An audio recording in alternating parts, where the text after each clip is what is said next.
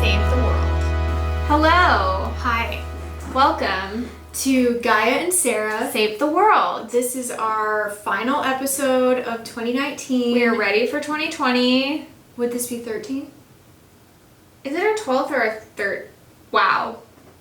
We don't know what episode this is. I feel like we haven't filmed in a while. It's been a while. We've been really busy and it's been hard to have time for us to film. Coordinating during like holidays and just tons of travel and work shit, so... And then we saw Star Wars. And then we saw Star Wars, so we don't even want to be doing this right now. Yeah, we were like, we're giving up the show. Anyways, we are finally filming the adult attachment theory episode that we've been talking about all fucking year. Like since our first episode, I think. I'm pretty sure we've referenced this in every episode. Yes, truly. So we're gonna get into it. We're gonna talk about what adult attachment theory is, and then we're gonna go through kind of how it helped us to take the test and find out like what attachment styles we have and how it helped us understand like people better. Yeah. And like all of our relationships suddenly make perfect fucking sense. Big time. Attachment theory is developed by the psychologists John Bowlby and Mary Ainsworth,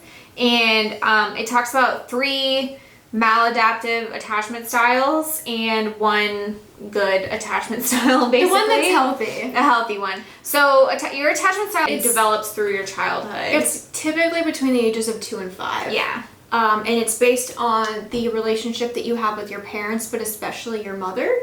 Mm-hmm.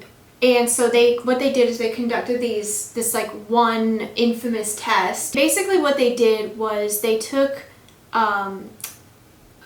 children, I guess they were babies that were like 1 year old or less. Yeah. They had a baby, and what they would do is they would have it in a room with the mother, and then the mother would leave. And they would watch the baby's response to how it basically processed being separated from its mother, and then they would also look at how it reacted when the mother came back into the room. There's 4 different responses that are what defines your attachment style that the baby could have the reaction to, and that's like what you end up having. Mm-hmm. So our sources for today, for just like the different types, we just went with the broad definitions on Wikipedia, and then a little bit of Psychology Today sprinkled in here too, and we'll put links in our show notes description on our video. So secure attachment is when you have a positive view of yourself and a positive view of others around you, meaning that you have, like, we'll go through normal expectations for yourself and for others. Yes. That's usually like you feel good about yourself, and you also feel good about your interactions with other people. Mm-hmm. So it's just like a healthy, balanced spectrum of everything, really. Yeah, no idea what that feels like. Meaning, clueless. What? So there's also insecure types of attachment. So that's the 3 others. So anxious, preoccupied are very negative towards themselves, but positive towards others. Not really self-sacrificing. It's like self-betrayal in order to please others and putting other people on a pedestal, and also not developing who you are. Yeah, and you want to be closer to other people than you feel like they will give you. Yes. Like you always feel like you want to be really, really close to people, and you feel like they're not available enough to you. It's like a constant state of like desperation. Yeah. And feeling on edge. Mm-hmm. Then there's dismissive avoidant, which is positive view of self but a negative view of others. You basically trust yourself and trust your own judgment and the things that you do, but you cannot like open the door for another person to come in, because like the way that it's presented is that you want nothing to do with that, but it's really that you're terrified of doing that. Right, exactly.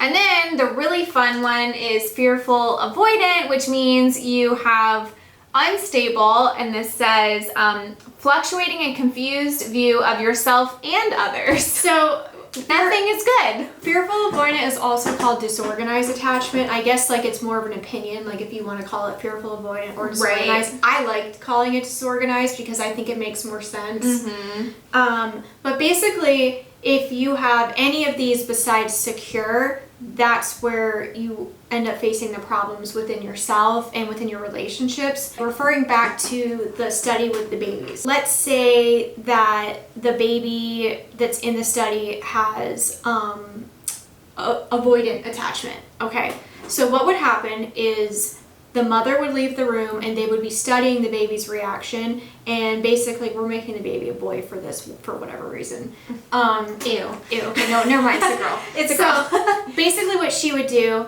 is I think they even had like their pulse and everything like hooked up. So like it would show that she was scared that the mom left. Like the anxiety is rising, like the need for closeness is there. But what avoidance then do is they don't visibly show it and they don't express it. It's all internalized and pushed down.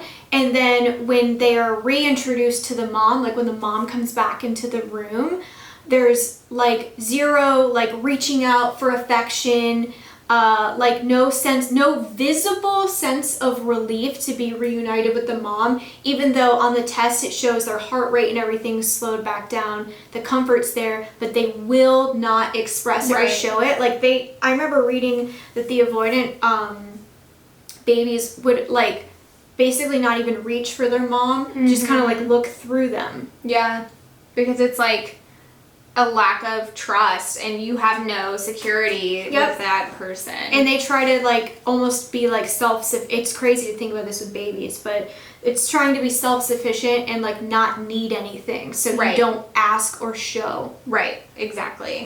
So then you can see how this would play out with the other ones. So like if you have anxious attachment, it's the second that the mom is out of the room, like pure panic.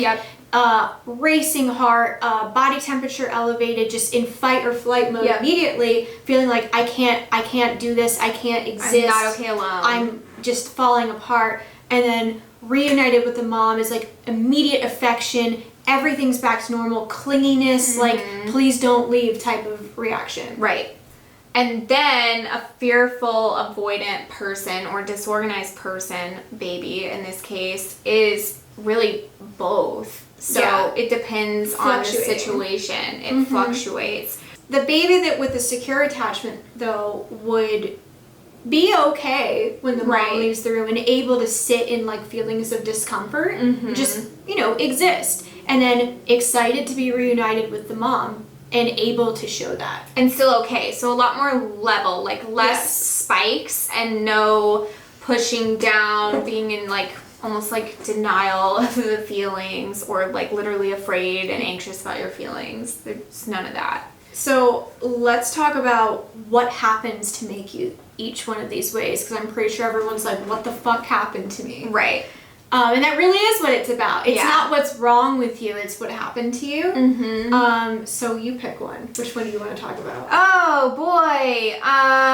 Anxious, preoccupied. Your needs are not being met, so you're constantly like on edge and worried and almost like churning, like you're just really like never level inside. Well, there's a lot of comparisons that certain psychologists make to anxious, preoccupied, and drug addicts, because it's essentially like not being okay without it, going through like withdrawal symptoms that are even physical, and it's basically like you said, like your needs were not met as a kid, and it could be that maybe like your parents showed you love and safety, but it wasn't consistent. Like maybe like they did it sometimes, but then other times like they just didn't want to deal with what was happening, so they would like not really like be so involved. And it's the bumps in the road and not having consistent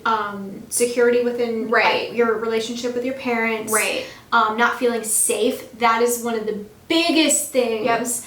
Or absences. So if you had a parent that left, or maybe like they would leave for certain periods of time, traveled a lot, worked a lot, or maybe like one of your parents just left you, that can trigger anxious attachment style, because it feels like nothing is secure, and so you're constantly like fiending for this sense of like, is everything okay? Do you still love me? I need constant reassurance, and that's something that goes along with anxious, preoccupied. Right. You literally feel like you need reassurance of absolutely everything all the fucking time because you don't believe that it will stay that way. Yeah, and it's not, like, what I think can be challenging, like, when you first start down the path of, like, understanding your attachment style, or if you first start therapy, like, a lot of it goes back to your childhood.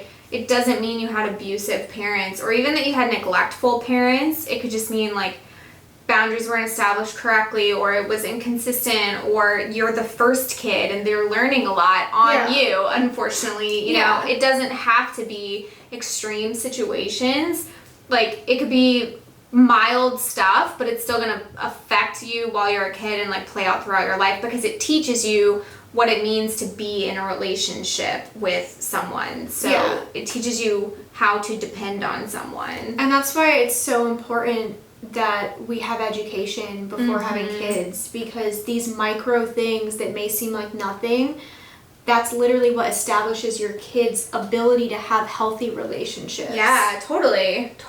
And then, of course, it can go, you know, on other sides of the extreme where it is abuse and you know, neglect and stuff like that. So what's good about getting a detailed test done is it shows you where you're at on the different spectrums of the different aspects of your attachment style, and it shows you all the possible unhealthy traits and which unhealthy traits you have. So it's not like you're this attachment style, so you do all of this list of things. It could be like you do 2 of them. Yeah. It's a spectrum. Yeah.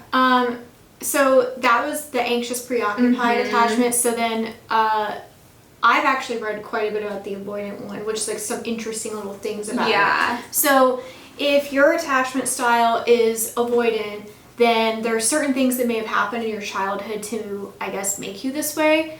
And one of the biggest things that I've read is having a depressed mother, because when you're depressed, it's really hard to care for a child. Yeah. And so I guess in your baby brain, the way that it works is you understand on some, like, just intuitive level that your mom is not okay. Yeah. And so therefore you cannot get the things that you need. Yeah. Or having a mother that is fearful. Now, she could be fearful because she's having an abusive relationship with the father, and so you're sensing the fear in her actions, even on her expressions or the way that she reacts to you. If you were sensing fear as a baby, that literally tells you, I'm not safe, my needs are not going to be met, I will retreat inward. Yep. And that's what avoidants do. Yep. So it's not that they don't have the same emotional needs as everyone else, it's that they have been conditioned to accept that their needs will not be met.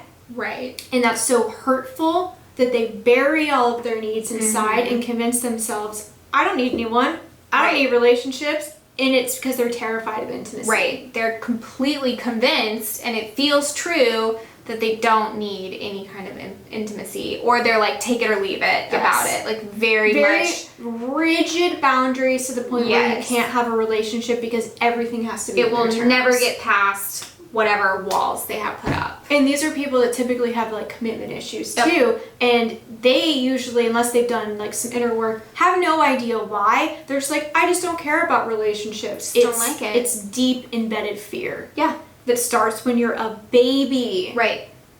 Yeah. So again, like, the depressed mother, even though it may not be, like, super prominent and obvious, those emotions are extremely difficult to regulate, and humans are really sensitive to the people around them, especially their mom. Babies pick up on your reactions to everything, the micro expressions on your face. Yep. So while you may think, I'm concealing this, you know, I still love my child, your child can still pick up that something's off. Right. And they internalize it, because the difference between a baby/child brain and an adult brain is that when you're a kid and things happen, we don't have the ability to differentiate what is not because of us. Right. I read this huge thing on it and it made me, like, want to die.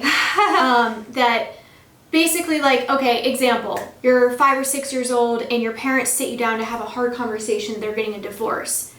your brain at that point in your development does not know how to say it's not because of me. Right. So when a baby sees like the mom who's depressed or fearful, they don't go, oh, she's got other stuff going on because they're a baby. They think it's all about the relationship between the two, right, and they react accordingly. Yeah.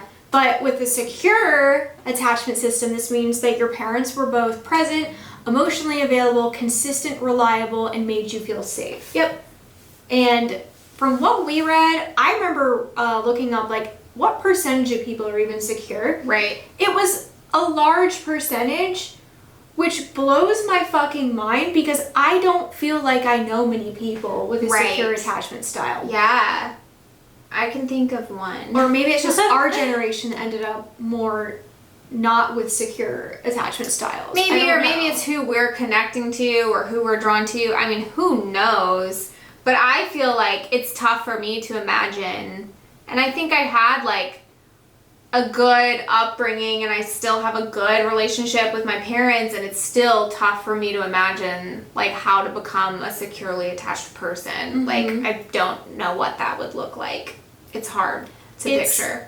It's really interesting because me like now knowing a couple people with that attachment style, it wasn't until I knew people that were solidly like that where I could start to see the major differences in myself and them. Oh, where same. I was just like, wow. Same. Okay. It's a weird thing when you see other people's like almost like inner working processes and realize that yours, like, you're not capable of those. Yeah. And then it's weird to start noticing your own inner processes and realizing like, oh, okay, like this is not the way that every single person thinks. And it's again a part of maturing and growing up. Like in the extreme version, when you're a baby and you have no idea that things can happen that aren't your fault, as an adult, it's like this really slow process of very slow taking, like, getting rid of ego and getting rid of this you-centric worldview that teaches you that everyone must feel this way, which goes into like projection, because if you have a particular attachment style, I always put my relationships in the context of how I felt, because it was the only way I could imagine other people feeling. Yeah, it's really hard to step outside of yourself and imagine that the things that affect you don't affect someone else in the same way. What? I don't get it. Like, it's weird. It's still weird. Even understanding that, it feels very weird. Yeah. And then what you do is you try to treat someone in ways that you know would make you feel good, but if they don't have the same attachment style as you, it doesn't do anything. Like, yeah, I love being reassured. I want to be reassured constantly, and my partner, like, it's like I do not need or appreciate or want reassurance, really. Like, maybe like the tiniest normal amount of it, but I'm like, I want to reassure you for 7 hours straight. And he's like, no, thank you. That's literally how I am too. And what we're doing is we're projecting our own needs out there to be like, this is what makes me feel good. Right. So you want it too. Okay. So fearful avoidant. This is the most uncommon. I know. Attachment style. Are we recording? Yes. Okay. We are recording, and we both have the most uncommon attachment style. Hello. Hi. We have disorganized attachment. Hi. My name is Sarah, and I'm a disorganized attachment. God. Yeah. Everything that we just said about anxious attachment and avoidant attachment, it's both just mash it together at the same time, blend it, fluctuating. It depends on like, so in past relationships, I've been with different attachment styles, and like what they are changes kind of how mine manifested, and it's all bad. It's bad news. Yep. It fucking sucks. It's really, really hard because it's not just an extreme in one direction that you can like work on and understand. It's an extreme in both directions that gets pushed by different things that happen within your relationships. Yeah. So, for me personally, like I have disorganized attachment, but I'm more on the anxious side. But when met with security and like, you know, reassurance and safety, I then start going on the avoidant side. Yeah. And what that is like being so uncomfortable and so untrusting of other people that when they give you the things that you need, like someone for once is trying to meet your needs the way they very obviously weren't met in your childhood, it's so foreign to you and uncomfortable that instead of accepting it and being like, wow, okay, and now I'm going to respond nicely, You're just like, no. Your brain starts like sending these very mixed, chaotic thoughts towards you, which is like, as soon as it feels easy and comfortable, it's terrifying. Maybe I don't like this. Yeah. Or it's either a sudden loss of interest, a sudden need for independence and to be alone and to push away, or terror. Yep. And it can go in any of those directions. It's like a pendulum. I've definitely experienced where I'm like really, really, really into someone, and then the closer they get to me, the more I'm like, actually, please get really far away from me and stay there. Goodbye. You know, like it can feel like people are encroaching on you. Yes, and that your independence is going to be taken from you. Yes. And it feels like people only have like self-involved or ill intentions. Yeah, like, you literally think everyone's out to get you. Everything's a joke being played on you. You don't trust anyone. That's my thing, is everything feels like a joke to me. Mm-hmm. It's like, it's absolutely insane, because that's exactly what it feels like. Like when someone is loving or caring to me, because that's such a rarity in my life, or I guess has been for such a long time, that my brain tells me that this is like a prank. Oh man, I have that experience too. Like, this happens to me all the time. Like, still, like if someone, especially in romantic scenarios, but sometimes even like friendship scenarios, someone like invites me to do something, I will literally think I made it up.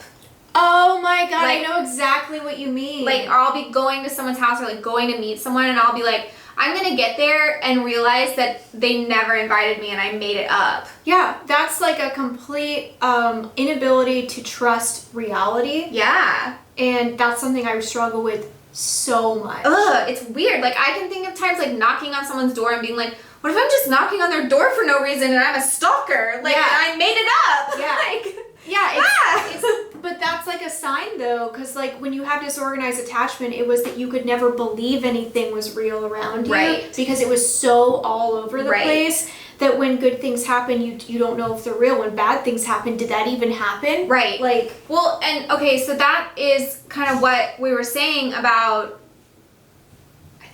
is that the sound of our food? Is that our food? Bring it to us. Noodles. Well, I was gonna say real quick before the food comes into our life, like, that's an example of not being able to understand how anyone else would feel differently. Because that experience, which seems super normal to me, of literally knocking on someone's door and being like, this is probably a lie and made up. Like, it took me a long time to realize, like, a lot of people probably don't think that. People with secure attachment don't even have those thoughts. Jealous. Like, I'm so jealous. What's it like to not be at a constant war in your fucking brain? I don't know. Thank you, my securely attached fiance with a box of noodles. But are the noodles really here? Did you call me? Did I make these noodles up? Huh? Remember the test I forced you to take and it told you were normal and great? And I was pissed. Oh yeah, I was like, yeah, I just answered it and kind of made my feel like an asshole, and then it was like, oh, you're really good at being healthy. a person, and I was mad at you. Has this ever happened to you? Have you ever been invited to someone's house and then you get there and you're knocking on the door, and before you knock, you're like, maybe I shouldn't knock because maybe I made it up and I'm not actually invited and I shouldn't be here? No. You've never felt like that? Like? You've never been like about to go like hang out with your friends and then thought like, what if they didn't invite me? What and if I just am I just want to be invited, so I made it up that I am. Yeah. What? Disorganized attachment is basically like a complete disruption of feeling okay with yourself and feeling okay with others. So a lot of like mental illnesses have like a foundation of disorganized attachment, like borderline personality. Like everyone with borderline has disorganized attachment, but not everyone with disorganized attachment is borderline. Right. So a lot of times people get misdiagnosed. And then if we're going to also talk about other things that are associated with it, like there's a lot of like controversial things being discussed right now about if as many people that we thought were narcissists are narcissists, or are they people that are struggling with avoidant attachment? Yeah. Because for someone to act narcissistic, they have to have an avoidant attachment style. But a lot of times, like what's being talked about now is that we're so quick to call people narcissistic or a narcissist when they aren't necessarily a narcissist. They have traits. Yeah, like they have traits that definitely are narcissistic, but they don't meet all the guidelines, and most of it is attachment based. And that's why you're seeing it coming out in only their romantic relationships and not really anywhere else. Right. Whereas a true narcissist is like that at work, at home, with friends, like all the time. Yeah. And honestly, from the beginning of the year till now, like I've learned so much about that. Like I used to see like narcissistic traits and be like, narcissist. Yeah. But now that I learned way more about the attachment theory stuff, and I follow like a couple of psychologists that are talking about this, we're realizing that a lot of people that are called narcissists are avoidants, and a lot of people that are called codependents aren't necessarily codependent, they're just more anxious. Yeah. So there's just like a lot of like new things being discussed, and like how this lays like the groundwork for like all sorts of like mental health problems. Yeah. But the most common thing that is talked about without people really understanding is the magnetic attraction between avoidance and anxious attachment people. Yes. And how they crave each other, and that's why they end up in the same type of relationships over and over and over and over. Yeah, you get stuck in a pattern. One person's chasing after the other one, and the other person is like the one running away, and it like perfectly matches up with your beliefs that you have based on your attachment system of what a relationship should even look like. Like, think about what that is. Like, think about the act of chasing after someone for love, and what it's so obvious what that spells out. Right. Please don't leave me. I need this. I need the reassurance. And then the person running is, I can't deal with this. I can't deal with this. It's scary. So they run. It's literally like the same test of what we talked about with the babies. Yep. If you find yourself in that situation on either side of it, and you find yourself repeating it over and over again, that could be why.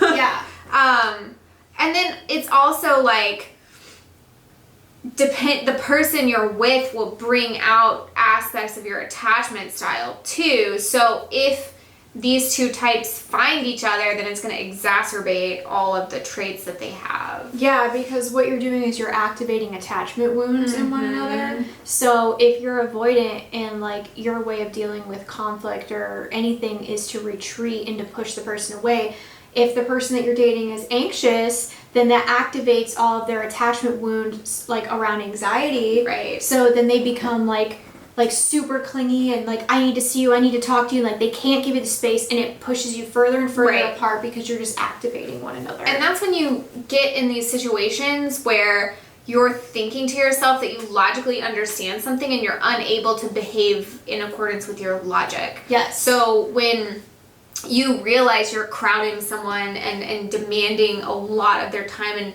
you realize that you feel like you want to be with them all the time, and you're like, I know that I don't want to do this, but I cannot make a different choice. I'm just doing it over and over again. It's because this is so deeply ingrained in you. And so I don't want to say it's like impossible to break away from it, but it really, like, I don't think, and this is something we were saying before we recorded, something that's kind of controversial, I don't think you can change your attachment style. I don't think you're going to change, you can change your style. I think you can help take down some of the intensity of the unhealthy attributes that come with it.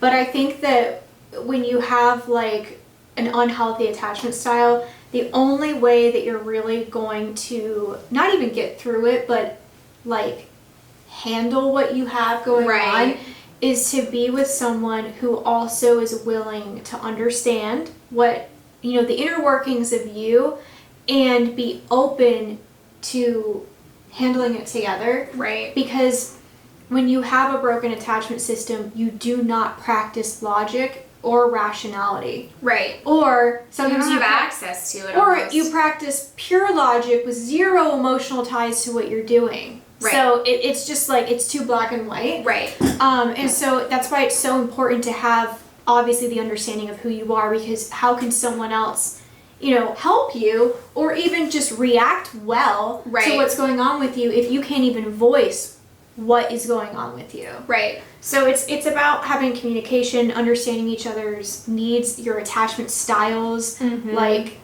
it's a lot of communication. Yeah. It's a lot of, like, pills to swallow about yourself that you want to be, at least for me, like, I want to be in denial of, like, I'm like, no, I don't do that. But almost like the more I read something that makes me feel like, oh my God, I totally don't do that at all. Like, almost the more likely I'm super guilty of it. Yep. Yep. So when you, like, take the test, for example, and are reading your results from it, it's so easy to feel really defensive. And being defensive is a big sign. Yeah. Anytime, like, you're in life and you have something happen or you read something or whatever, and you just immediately feel that boiling defensiveness coming up, step outside, pay attention, observe it. Yep. Because that defensiveness is telling you something about yourself that you probably don't want to deal Same with the thing that you'll hear people say, like, the things you hate about other people are probably the things you really don't like about yourself, or you do them yourself. It's hard because you really don't have, like, another option. You can't just be like, I've read what secure attachment is, and now I will switch to secure attachment. You can't. Okay. You can't. Example, in the self-sabotage episode, I talk about how, like, many years back, I had a guy come into my life that was, like, very good to me. Yeah. And, like, right off the bat made me feel safe. I didn't know at the time what any of that stuff was called. Now I do. That was someone who came into my life with a secure attachment style. Who provided security, reassurance, all the things that I really wanted. And you were like, give it the fuck away. Yeah, like, so it's not even the solution of you just find someone with secure attachment style. No. Because you don't know what the fuck to do with that if Right. you have attachment wounds or a broken attachment system from Right. your parents. Like, you will not know how to process that happening, which is what I talked about in that episode. Like, I didn't know what to do. It made me so uncomfortable that I was mean and tried to ruin it. That's wild. Yeah, I've experienced that too, having the disorganized attachment style in the past, being with people who were avoidant, for example, made the anxious side of me, like, really, like, I need more from you, I want more from you, like, let's be insanely in love, everyone to be insanely in love, like, and then having, like, a secure person come into my life made me, like, why are you so close to me? You're taking up all of my time. We need to be more independent from each other, even though it's just, like, normal. Yeah. Like, let's spend the day together. Whoa, buddy. What do you mean spend the day together? I do not want to do that. Please respect my boundaries. Like, Well, I think it's important that we talk about, like, the stereotypes that go along with each one. Yeah. Because I think if we can describe, like, what a person looks like with it, it might be easier to understand. Yes. So, okay. Anxious, attached people. This would be, like, the person who literally never spends any time away from their significant other. Like, they, or anyone. Yeah. Like, they feel really uncomfortable if their partner wants to go hang out with friends and not include them. Like, they feel really just uncomfortable with having any kind of space between. So they usually try to, like, incorporate their partner into, like, every single waking moment or aspect of their life. Right, yeah. And that's when you see, like, codependent relationships that we've talked about in other episodes, where someone, like, literally does not have a life outside of their partner, because what anxious attached people do is they derive their self-worth from the status of their relationship, and if that person is consistently showing a lot that they love them all the fucking time. And so I feel like when you describe it that way, you're like, oh, I've done that. Or like, oh, I've seen someone do that. Right, yeah. And people that are anxiously attached, like, if they have an issue within their relationship or a worry, they cannot think about anything else besides that. Like, it's not. And they're like, it's the person who's like we should fix this right now Yes. in one conversation. Yes, Let's fix it. Like, who cares that we have other stuff going on? We have to fix this because we have to be okay, because if we aren't okay, I'm not okay. Right, exactly. That's literally what it is. Yes. Yeah. Okay, so let's do So, another one. avoidant. Okay, you do avoidant. Someone who is like, you know, just completely shunning intimacy. Like, I would, like, we're gonna hang out until this time and then you're gonna go home, you know, like, then we will be done, you know, and they don't want to take Schedule, like, yeah. time, structure, rules, Yes. on my terms. Yes. My time, you must leave. Yeah, Yes, exactly. very robotic. Yeah, like, and we are done hanging out now, and I will see you tomorrow. Goodbye. Like, Yes. and I've been on both sides of that because I've been both of these roles. But yeah, like, okay, and we saw the movie together, and our date has concluded. Goodbye. You know? Yeah. Because that is the time that I put towards this, and I have this much to give, and if you try to make me go outside of this, then see ya. That's a no for me. Yeah, Yeah. there's a lot of control aspects that have to Yes. do with being an avoidant. Yes. And it's also like not wanting to take next steps, like with intimacy Yeah. too. So like not wanting to tell people about your history, or not wanting to tell people about your hopes and dreams and like what you want for yourself or what you want out of the relationship that you're in. You're just like, nope, I won't share those feelings. Yeah, and not setting like goals within your relationship, Right. because the thought of like it progressing or having to like sit down and be like, Yeah. okay, let's create a path, feels like control, Right. feels like it's like not on your time, it feels like a pressure, so you hate it. And it's, you know, you don't want to make commitments. Like, let's not plan something that's 6 months from now, because maybe we won't be together. Even though I'm totally happy with our relationship and I would like it to continue. It's because if you what avoidance would feel is if we made plans 6 months from now, that would mean I have to stay with this person through that amount of time. Oh, I don't even have the option to leave them. Right. Everything translates to control, and everything translates to like you're taking over me, when it's really basic, normal, healthy things. Yeah, and then like normal healthy things can feel like threatening and Yes. feel like it's you know, too much or too fast and stuff like that, even when it's not. And okay, so like here's an example. If you were to try to like surprise an avoidant, like maybe like you want to show up at their work or their house, or like, you know, just do something that's like a surprise for them. An avoidant is not going to react positively Oh, to yeah, this that's me. because I'm like- they have allotted like, when I am here, I am here. You do not exist when I am here. Yeah. And once you cross that, it's, What are you doing why here? are you here? Yeah. Like, Yeah. whereas like, I guess a secure person might be like, oh wow. Oh, and an cool. anxious person would be like, thank God, I feel so much better now. Yeah. It's like yeah. different reactions to the same Yeah, scenarios. Exactly. So, I don't know what a secure person is like. Did we say secure? I think, yeah, we We talked kind about of it. did. So, fearful avoidant depends on the person. Yeah, very much. So like, Disorganized depends on the person that they're with. A disorganized person with an avoidant person, in my experience, that brings out like the anxious attachment style yes. in me, because the person being unavailable makes you like want them more. And it makes you feel really shitty about yourself, because instead of accepting that they are emotionally unavailable because they have their own personal problems, you make it about the quality of you to them. Right. Yeah, completely. And because it's disorganized, so you have both aspects. Someone behaving in this like controlling way also takes away the control that you want to have. Yep. So it's like awful in every way. Absolutely.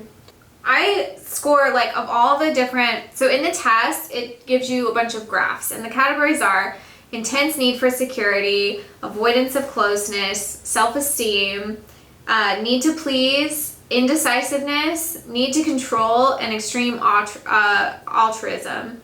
So my highest graph is the need to control, because I want to control everything in a lot of ways. And Yeah, that's the avoidant part. yeah. Because avoidants are like all about control. Yeah. So I remember when I first got these results, like, reading that I was controlling, I was like, I'm not controlling, I just understand how to do things. I just do things right. I just know what's right. Yeah. Like, literally. That's part of it. Yeah. I think And I know how my partner should feel. I think I have mine too. I think I screenshot them. My other highest one is extreme altruism, which is like you feel like you can fix people, which I think is a big reason I end up being attracted to people who have problems. I scored really high with that too.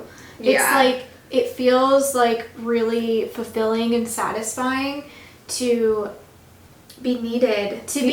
and to also like feel like you are helping someone become better. Yes. It's like a high addiction type of feeling, but what it really is distraction from focusing on yourself. Well, it's like this thing where in a partnership, yes, you should bring out the best version of each other, but that should be because you're enhancing each other's lives and enabling each other to thrive, not because me, with all the control, made you better. Yeah. Yep. Yeah. No, I scored really high in that too. And then, Did you find yours too? well, I got like... Oh, but that's not your more recent test, is it? No, it's not. What was the top one? Intense need for security. Yeah. When I originally took the test like 2 years ago, I got an 88 Gosh. in that because I have such a hard time feeling secure in relationships, or when there is someone who just right off the bat does provide that feels so like skin crawly weird to me that I don't want it. So disorganized. Yeah. So my need for security really only comes out in high levels when I'm with someone who won't give it to me. Yeah. Like who won't provide a sense of security or consistency, because it activates all that anxiety in me. Mm-hmm. But once I feel like things are pretty like okay and like I can kind of like sleep and I can rely on this, then my need for security drops drastically. So it used to be that it would drop so drastically that I would want nothing to do with the relationship anymore. But after like, going to therapy and like working on these things, it's not like that anymore. Yeah. Like I can now recognize the extreme shifts in my brain, and while I'm feeling the feeling so strong, I know it's just a reactionary thing, and that you can't make decisions based off of impulse feelings. Yeah. But it's so hard. So hard. Literally, it is so hard every single day to like hack your brain. Yep. And be like, I'm feeling this so strongly, I want to act on this so strongly, but I know that this isn't rational. Right. It's hard because It's really, really hard. It really makes you question like what is rational and stuff that's not like feels rational, and then it's like I want to think that there's more credibility to my like intuition and feelings, but then you have to kind of look at the evidence of your life too. Yeah.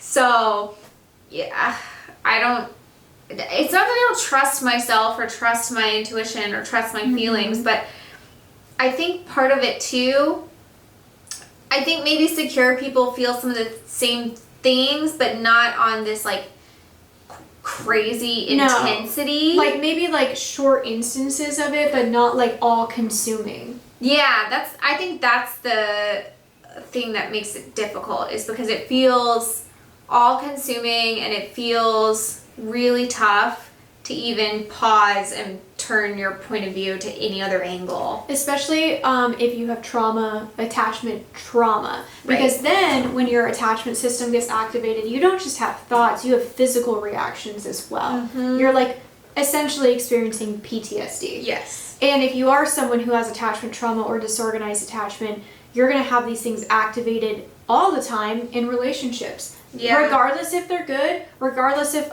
they're bad too, but it doesn't have to have catastrophic events going on. It can be micro things that activate these things in you, and you feel your personality literally shift as a reaction. Yep.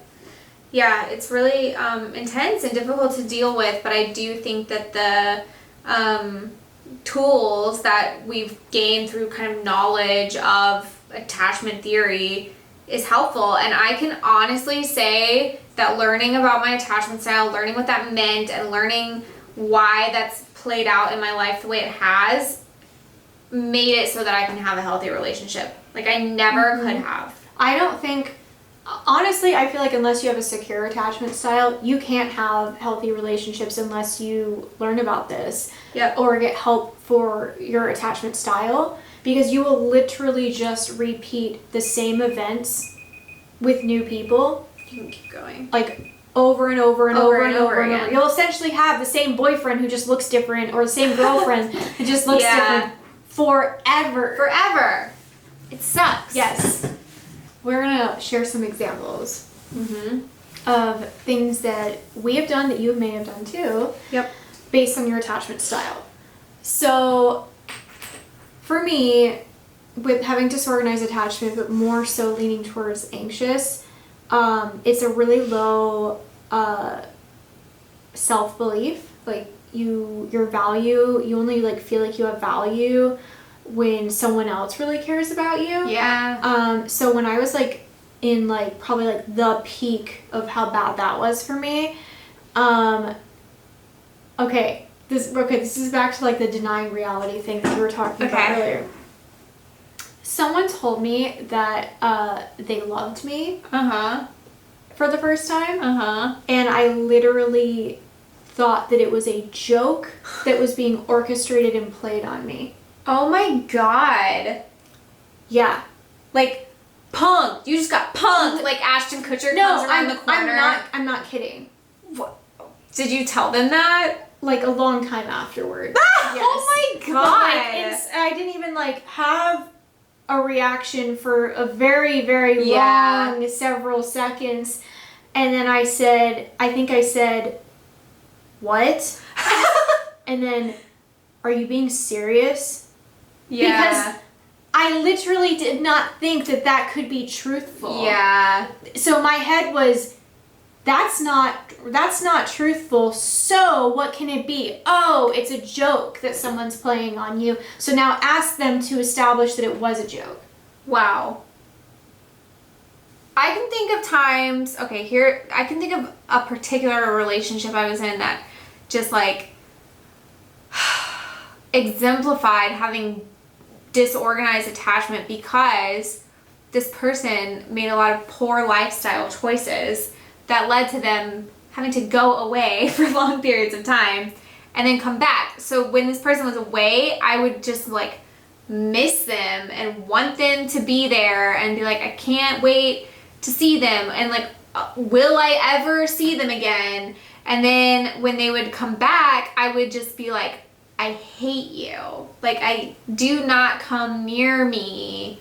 Get away from me. And I was like an awful fucking person too, even though they weren't great either, but I was like awful, because I would be like, yes, I want to be with you, like, let's be together. And then they would come back and I would be like, no. Yep. I do not want that. It's so bad. Well, that's part of like more so like the avoidance side of disorganized, is that intimacy feels tolerable and okay and comfortable if you're saying stuff to someone at a distance. Oh yeah. So like if they're not with you in person and you're texting them or you're on the phone with them, it is so much easier for someone with the avoidance side to vocalize their feelings and be like vulnerable, but in person is where the attachment wound gets activated. Yeah. So then you're like, oh god, no. Ugh. Yep. Yeah. It feels like literally icky. Like, ew. And that's also comes into like avoidance, like idealizing their partners when there's distance involved. Yes. Yeah, because it's an idea of a person. Yeah. It's not them actually. And it feels safe. Yes. And I feel like that's like a huge thing, is like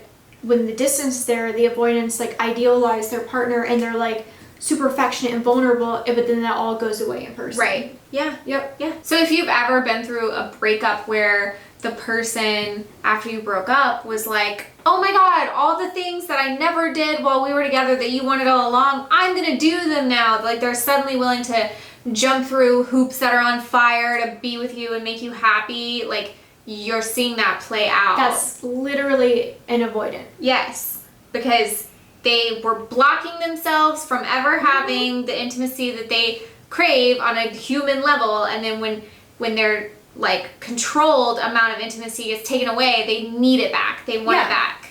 And that's part of like what's really sad with avoidance is they like create this very false exterior of who they are that's not real. It's a story not just to everyone around them, but to them. Like they're telling themselves. And they tell story. themselves it until they start to believe it, until the equation changes. Yes. And that's when they are forced through almost like trauma to reconnect to their feelings, because that's kind of like what the avoidant thing is not being able to consistently be connected to your feelings. Right. Okay, here's another thing. Telling my therapist about events from like a present perspective where I'm like in my attachment style like control freak head and explaining all this stuff to her and how it happened a certain way, and to her, from my point of view, like the people around me sound like dicks, and then like months later being like, okay, so remember that thing I told you about? She's like, yeah. And I'm like, well, here's the truth. Like, and not even realizing like I was not like lying to her, but then I am able to like shift my perspective through learning about attachment styles, like what I was projecting onto other people and why I was pissed at them because they were doing things that I didn't want them to do, even though they weren't doing anything wrong. It just wasn't like, I want people to do the things that I want them to do, and then they're not doing the things I want to do, so therefore they're doing horrible things. And then later just being like, nope, they're totally normal. It was me. It was me. It's totally me. That's like a huge scary thing that comes with therapy, is like the beginning of you sharing who you are in your stories is without you knowing you're lying. Yes. You're absolutely lying. Oh, big time. You always paint the other people to be like the bad guy and you're innocent, and it isn't until you stick to it and you start to peel back those layers that you start to realize, oh fuck, this is my shit playing in. Yes, 100%. And like, you know, just being like, yeah, like these, I was like making people my enemy, or I was making people the bad guy, or I was making people out to get me, or, you know, whatever thing it is. And then later realizing like, oh, like I just have this distorted view of what's going on a lot of the time. Yeah, and until you like really sit down and like work through the events that led to your attachment style ending up the way that it is, you will just keep acting on it. Yeah. And you will have that distorted sense of you and how everyone in your life is. You'll constantly make yourself a victim to everything. Everyone used you, everyone left you, everyone, and you're just that's part of the layers of denial. It's that age-old saying that if everyone around you is an asshole, you're probably the asshole. If everyone you've been with keeps doing the same things, like there's something about you that's playing into it. It doesn't mean there's anything wrong with you, because there's not. But the more you key into the reasoning behind what's happening to you, the more you'll the more you understand your role in it, the more you'll be able to ensure that you don't keep repeating the same patterns. Well, here's an example of that, of different ways to frame situations with perspective. Is one of the things I used to like beat myself up over and just like bawl my eyes out is like every time where I've needed people the most and I like vocalize it, that's when they're not there for me. Which, okay, yes, is very true about my life. But if I put the period at the end there and leave it like that, it's that when I need people, they leave me. When I need people, they abandon me. I'm good, they are bad. What I'm not factoring in is what led up to that moment. What were the events that took place up to then? And am I placing unrealistic expectations on people that literally aren't emotionally available? Like, am I seeking out people who aren't going to be there for me because they're so undeveloped inside themselves that when I say I need you, they aren't there. Right. So yes, like it's wrong for someone to do that to me, but why am I placing that role on someone that I fucking know already can't do it? Right.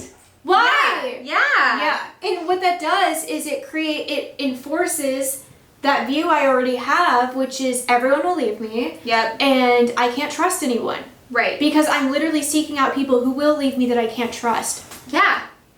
Like look at the results of my testing. I want to fix people and I want to control people. So I see somebody who I think is like emotionally vulnerable and feel like I can help them, like I want to fix them, like I'm empathetic, and it's not like on purpose. Like I'm not like I will fix this person, but I am seeking people out who I could help fix because I really need to fix myself. Mm-hmm. And then I want to be in control of the situations I'm in, and if the person is like not on the same timeline as me with fixing their shit, then I'm suddenly like out of control. And I hate it, but I'm seeking out people that like aren't going to, like no one is going to be controlled, and people are going to let me down because they're not going to do what I envision in my head, in my like grand scheme of things in my head. It's not going to happen. That's not going to happen. Yep. And then you reinforce the belief that you need to control everyone. Everything. Will disappoint me. Yeah. Everyone will disappoint me. And if all the decisions were up to me, then no one would disappoint me. Well, that's like a cycle that you get into with deep embedded trust issues is I can't rely on anyone to do anything. Everyone will disappoint me. Right. And you really do, when you're stuck in that, think that it's about everyone else, but it's really, really not. Yeah. Yeah. So bye. Bye. This stuff is so gnarly, and you're like asleep to it until you start like studying it and like paying attention to yourself, and then suddenly you're like, every single relationship I ever had, it just makes perfect fucking sense. It really now. does. Well, I think part of the reason we put this topic off for so long is because it's hard to talk about like still. Like I'm very early in my path of like accepting my role in things that have happened to me. Not that like things are your fault, because you're not causing them on purpose, but like you play a role in your life. Absolutely. And becoming aware to the role you play in your life is weird, because at the same time you want to like get rid of your ego and decentralize yourself from everything, but at the same time you also have to understand like how you are affecting everything. And if you're a victim of trauma, you've gone through shit, you also need to find yourself that's been buried inside of you forever. So there's just all these things at different angles that make this really, really tough. But again, it's been such an important part of completing all of those tasks. Well, I think it's also important to note that if you like start on a journey to like understanding your attachment system and attachment wounds and trauma associated with that, it's the very normal phase of that is becoming super egocentric in the beginning. Yes. Like we both have talked about this. Yes. Like you and I learning boundaries and like that we never used them in relationships. Oh shit. And yeah. as soon as we started learning about it, we became like militant. Yes. And super over the top Yes. about it. And you become very like, it's almost like you just wake up and you're like, I do need to do what's best for me for once. And so then everything becomes about you, and it's very egocentric. And I was like, I will never compromise on anything ever again. I still really, really sincerely struggle with that, Yeah. because when you come from a place of realizing that you compromised or literally had no say in anything for your whole life, and when you wake up and realize that, you're like, I will never let another person ever make a decision if it's not me making it. Ever again. Yeah, the boundaries thing is a crazy example, because when I first learned, like I've known obviously what the definition of boundaries is, but we don't really know what it is. I didn't have boundaries until like a year ago. Yeah, it was like, there was not like a thing where I was like, I draw the line there. Yeah. None. I had nothing at all, which is from having a disorganized attachment style. Like I didn't know what boundaries were. Yep. And when you don't practice boundaries in one area of your life, you likely don't practice in any other area. Correct. Which is absolutely insane when you start figuring out what it is. Totally insane. So then I was like, I'm going to go from 0 boundaries to 4 million boundaries. Yeah. Like today. Everything has to meet my boundaries. And if it doesn't to my, level that I've decided on, then no. Yeah, like to the extreme. But that's actually like what being an avoidant is having like insanely rigid boundaries that you will never be flexible on. Right. So, like, if you're recovering from not practicing boundaries, a lot of times you can switch more so to the avoidance side, which is what I did. Like, hardcore. Yeah. And I still struggle with that so much. Yeah, me too. It's hard. Yeah. It's really hard. So then, I have felt like I, like, did, like, a pendulum swing. Like, no boundaries, and then I'm just kind of slowing down and easing into the middle ground of things. And it's so hard to define what the middle ground of like gray area of like, I guess, rational boundaries are when you've been on one side or the other, because if you've been on the avoidance side where you just don't compromise, it has to be on your terms, then meeting someone in the middle can feel like control. It can feel like you're giving up what's yours. It can feel like you're compromising on everything, but it's not. And it feels like you're putting your fate in someone else's hands. And then that activates your trust issues. And exactly. It's a lot. It's hard. Yep. It's really fucking hard. And from the other side of that, like the anxious side, if you're used to like literally just doing everything for another person, when you're trying to like assert yourself and have more self-worth and demand self-respect and things being on your terms somewhat and meeting someone in the middle, it can literally feel like you're just being so rude. It can feel like you're asking for too much, that you're being mean to someone.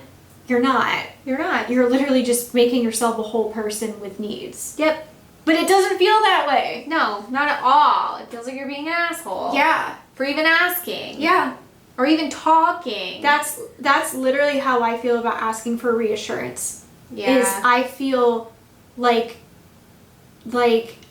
I'm wrong or like mean or something, and it's really bizarre, all like the confusing feelings that stirs up when I mean it's just something that I need. Not like 24 hours a day, but like, why does it feel so weird to just ask for reassurance? Why is that a big deal? Like, what's wrong with wanting to hear like affirmation from your partner? Like nothing. But I don't know, we tell ourselves like negative stories in our heads. And that's again like what we discussed in the beginning, like having a negative view of yourself. So it's like not just necessarily being like, oh, I suck, but it's like truly like you see yourself in the negative, as in like your wants and desires are not the priority, or your wants and desires are incorrect somehow. This is not our funniest episode. It's dark. And we're depressed. We're sad because it's winter and we watched Star Wars. Big mistake. It was the worst mistake of my life. Let's talk about the attachment styles of Kylo Ren and Rey. Okay. What do you guys think? Who's what? Kylo Ren is more of the anxious type. Because in their so like because in their dynamic, he's the chaser. He's chasing her. He's basically being like, offer. I'm offering you this. Let's do this. Let's fucking do this. Do you want to do this? Come on. He's like, let's fucking do this. And she's like, I don't know. She's the avoidant one. And the more that he pushes, the more she's like, bye. Yeah. And so that's like a classic example of the avoidant, anxious, like push-pull relationship. Those people will always be attracted to each other. That's why we love them so much, because we're both of them. I know. We really are. We're both of them. God. And then it just cuts. We don't end the episode. We just cry. This is the end. What's the point? I have felt like there's no point for how many days now? Like 5. We're talking about Star Wars. Yeah, I'm devastated, and maybe you haven't seen the movie yet, so I probably can't even put this in the episode fully. I know. I have a lot of feelings inside of me. We honestly really struggled with making this episode because of Star Wars. We didn't want to at all. We spent a long time like creating a photo instead. All the self-sabotage that we recently discussed, we did. We like fell off real hard. We ate lo mein. We didn't want to do our makeup, and the only thing that made us do our makeup was doing it like Kylo Ren. This is because we love black and red color schemes. Simply that. us. Simply. How do we wrap this up? We don't. Everything's hard and shitty. Like, I don't have like a positive to end on. I'm sorry. I'm sorry. If it's cold where you are, I'm sorry. If it's dark outside where you are, I'm sorry. And if you saw Star Wars, I'm fucking sorry. Hey, we recently were in a magazine. We were in a magazine. And it's so cool to end the year in a magazine and to feel like we actually made our show and we stuck with it, and it's really cool and we love making it, even though today we're complaining about it, but we've never complained about making it before. No. So I think we're in a depression because of Star Wars, but we do need to reflect. We started this in February. Yeah. It's December, and we are now over 1,000 subscribers. Thank you. Thank you. We did our interview for Auxiliary Magazine, which you can check out and read because there's actually like a lot of good questions in there. Yeah. And we actually can't post any of the photos from it yet for months, but there are some ones in there you want to see. They're really good. They're really good. Yes. So we did a lot of cool things this year with the show. I feel like it kind of grew rapidly. It's been such a joy to make the show and like to find out that someone I've been friends with for so long is actually a great partner to work with. Yeah. Like, I love it. It's so fucking cool. It's so cool. I mean, it gave us like an excuse to buy a yellow vinyl wall. Yeah, this is what it really all comes down to. What color should our wall be in 2020? Red? We're thinking red. We're really feeling red right now. Mm-hmm. Thank you to everyone who supported the show. In its first year. It did way better than we thought it would. And if you want to like share a story related to the attachment information, feel free to do that. Yes. We're also again going to link the adult attachment test that you could take on Psychology Today if you want to like really find out where you fit in with this. Yep. And then if you want to tell us what like your favorite episode was or like topic that we discussed, then let us know, because that'll also like give us more insight into what kind of topics we want to cover next year. Yeah. And we're excited. We have something planned for the first episode. So Yes. 2020. So like this video / rate us on iTunes / follow us on the podcast stuff and subscribe to our YouTube. I'm yelling. I've been yelling a lot. Yes. Thank you so much. We'll see you in 2020. 2020. Bye. Bye.